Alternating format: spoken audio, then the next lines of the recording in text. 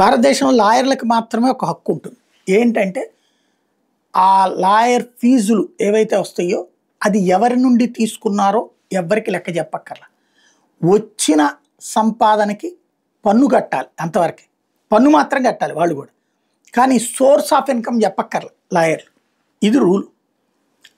అయితే income tax వాళ్ళకి income tax కడితే సరిపోతుంది. ఇప్పుడు ఈడీ, ఎన్ఫోర్స్మెంట్ డైరెక్టరేట్, ఈ డబ్బులు ల్యాండరింగ్ అవుతున్నాయి. అంటే ఇట్లాగా ఒక లాయర్ అకౌంట్లో డబ్బులు పడ్డాక ఈ డబ్బులు వేరే చోటకి మళ్ళుతున్నాయి అనేసి ల్యాండరింగ్కి ఇప్పుడు ఆ లాయర్లని వాడుకుంటున్నారు లేదా లాయర్లే ఉపయోగపడుతున్నారు అంటూ ఒక కొత్త చర్చకి తావిచ్చింది.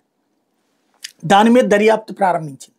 దాని మీద సుప్రీంకోర్టు లాయర్లందరూ తీవ్ర ఆగ్రహం వ్యక్తం చేయడంతో వెనక్కి తగ్గింది ఈడీ, ఉపసంహరించుకున్నట్టు ప్రకటించింది. అది తాజా అంశం అన్నమాట.